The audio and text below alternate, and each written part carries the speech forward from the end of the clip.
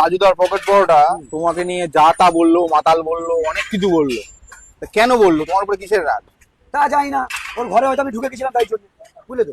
তাই? হ্যাঁ, ওর ঘরে হয়তো ঢুকে গেছিলাম। এতদিন যখন লোকে বলতে ভাই তুই ঘরে আয়, ঘরে আয়, তখন না করতো। এখন সবাইকে বলছে অলওয়েজ ওয়েলকাম, চলে আসো। কেন এতদিন তো ফ্যাক্টরি তৈরি করতে পারিস? ঠিক আছে, ওই কোথায় যায়নি। ওর নিচে যে দুটো বল ঝোলে, ওই বল চুলকে চুলকে পরোটা বানাচ্ছে, বুঝলে। তাহলে যেই হাতে পা চুলকাচ্ছে, ওইভাবে ওই পরিস্থিতিতে পরোটা মানে মানুষকে খাওয়াচ্ছে। তাহলে ভাবো, এমনি এমনি পরোটাতে কি পাওয়া গেছিল, কি দম পাওয়া গেছিল, তাই তো। মানে মানে তেলায় করার পর মালটা খুলতে ভুলে গেছিল, হাতে চুলকাচ্ছিল না, ওটা ভুল করে তরকারি চলে গেছে, বুঝলে। কোন গান্ডু মাল আছে, আমি বললাম গাঁজা বাজাকে দূর হয়ে থাকে, তাহলে রাত্রে মদ খায়, গাঁজা বাজা খেয়ে ভুলভাল করতে থাকে। নাহলে তুমি বলো 3.5 কিলো মানে 3.5 মগ জল দিয়ে 400 পিস পাউডার বানানো যাবে না। তা মানুষকে কতটা বোকাচোদা বানাচ্ছে, 3.5 মগ জল দিচ্ছে, 3 কিলো ময়দা।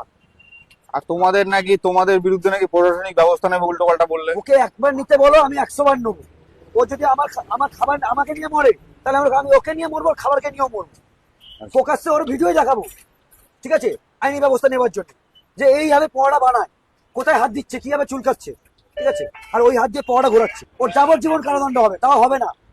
ওকে অমুক খাতারই বাংলাদেশে দিতে হবে, বুঝলে। কারণ গরিব মানুষ, ইন্ডিয়ার গরিব মানুষ একজন এসে পড়া দিতে, তাকে হাত দিয়ে তাড়িয়ে দিল। আর বাংলাদেশের লোক আসে বলছে I love you Bangladesh, welcome to Bangladesh. আর সারা বাংলাদেশকে যদি এত ভালোবাসি, তাহলে বাংলাদেশ চলে যা। তোর যদি এত দরদ, খাটাটা চোখে চলে যা। আমি এই জন্য বুঝতে পেরেছি এখন কেন বাংলাদেশের আগুলো জমাচ্ছি, বুঝলি। এখন আমাদের পরিষ্কার, খুব তাড়াতাড়ি যেতে হবে।